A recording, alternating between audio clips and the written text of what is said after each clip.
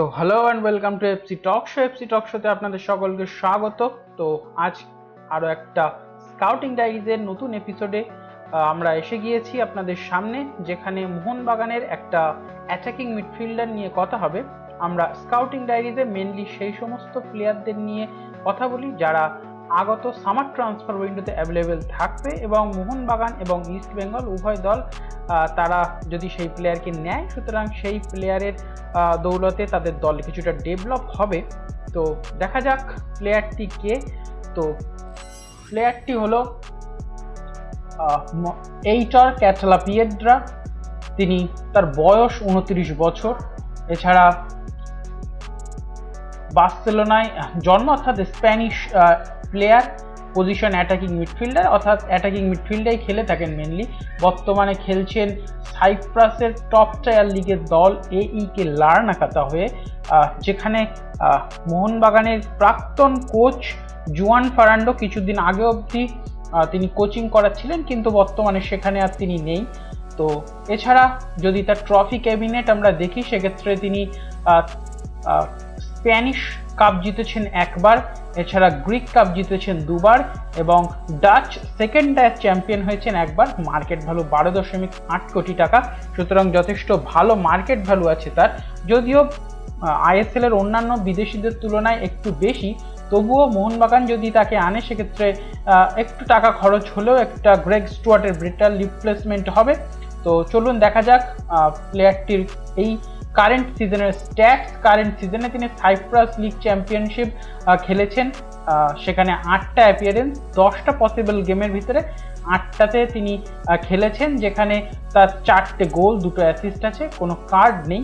তো starting 11 60%, minute 70%, এবং গোল participation যেটা খুবই বেটার 46%। সুতরাং একটা প্লেয়ারের যদি 46% গোল পার্টিসিপেশন থাকে সেই দলের হয়ে, সুতরাং বলা যেতেই পারে যে সেই দলটা পুরোপুরি তার ক্রিয়েটিভিটির ওপরেই নির্ভর করে আছে। এবং যেহেতু এইকে লার্নাকার মতো একটা দলের তিনি অ্যাটাকিং মিডফিল্ডের মতো একটা পজিশনে খেলে থাকেন, সুতরাং যথেষ্ট কোয়ালিটি ফুটবলার, এবং তার পায়ে যথেষ্ট ছন্দও আছে। সেটা আপনারা যখন ইউটিউবে হাইলাইট দেখবেন প্লেয়ারটি, তখন দেখতে পাবেন। এছাড়া যদি কেইপ্লো লিগ দেখি আমরা কারেন্ট সিজনে, সেখানে 5টা পসিবল গেমের ভিতরে 5টা অ্যাপিয়ারেন্সই তিনি করেছেন, এবং গোল 4টে, অ্যাসিস্ট 1টা। সুতরাং 5টা ম্যাচে 5টা কিন্তু তার গোল পার্টিসিপেশন আছে। সেক্ষেত্রে অনবদ্য স্ট্যাট এই লিগেও। এখানে স্টার্টিং 11 100%, মানে দলের হয়ে প্রতিটা ম্যাচ খেলেছেন, 78% মিনিটস খেলেছেন। গোল পার্টিসিপেশন এক্ষেত্রেও যথেষ্ট ভালো, 28%, অর্থাৎ 25%-এর ওপরে। 4টে গোলের ভিতরে কিন্তু তার একটা গোল অবদান অবশ্যই আছে, সুতরাং ভালো মানের প্লেয়ার এই প্লেয়ারটি। এছাড়া যদি আমরা সাইপ্রাস লিগ দেখি, 25টা পসিবল গেমের ভিতরে তিনি 22টাতে স্টার্ট করেছেন, 22টা ম্যাচ খেলেছেন, এবং 6টা গোল 4টে অ্যাসিস্ট আছে তার। সুতরাং এখানে একটু তার ফর্মটা ডিপ করেছে, যদিও তবুও ভালো স্ট্যাট। গোল পার্টিসিপেশন কিন্তু 23%, সুতরাং সেটাও 25%-এর আশেপাশে আছে। সুতরাং অনবদ্য স্ট্যাট এক্ষেত্রে, এবং ইয়েলো কার্ড 5টি এবং রেড কার্ড 1টি। এক্ষেত্রে তার এই লিগে একটু ডিসিপ্লিনারি সমস্যা হয়েছিল, কি কারণবশত সেটা আমরা জানি না। তো যদি আমরা কথা বলি, সেক্ষেত্রে তার left footed player Greg Stewart left footed player ছিল, এবং তার পজিশনে আরও একজন লেফট ফুটেড প্লেয়ার যদি আসে, সুতরাং মোহনবাগানের যে অ্যাটাকিং মিডফিল্ড পজিশনে অন্যান্য যে প্লেয়াররা আছে তাদের সাথে তার খাপ খাইয়ে নিতে খুব একটা সময় লাগবে না।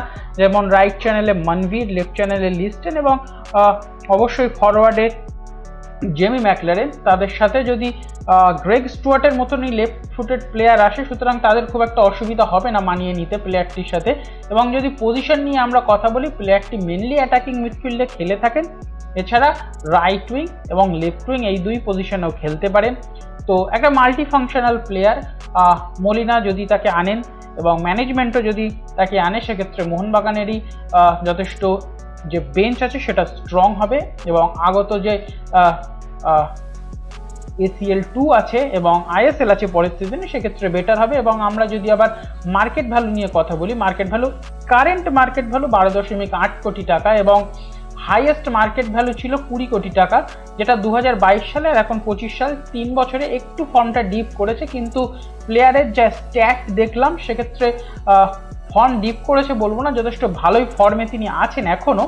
তো যদি আমরা তার ক্লাব কেরিয়ার দেখি সেক্ষেত্রে তিনি বার্সার ইউথ ক্লাব থেকে উঠে এসেছেন, সেখান থেকে স্প্যানিয়ল হয়ে, অর্থাৎ পুরো কেরিয়ারটা তিনি স্পেনেই কাটিয়েছেন। ভিল্লেরিয়ালের মতো দলেও খেলেছেন, তারপর নেদারল্যান্ড থেকে এখন বর্তমানে সাইপ্রাসের এইকে লার্নাকাতে আছেন, সেখানে তিনি লাস্ট 4 বছর ধরে খেলছেন।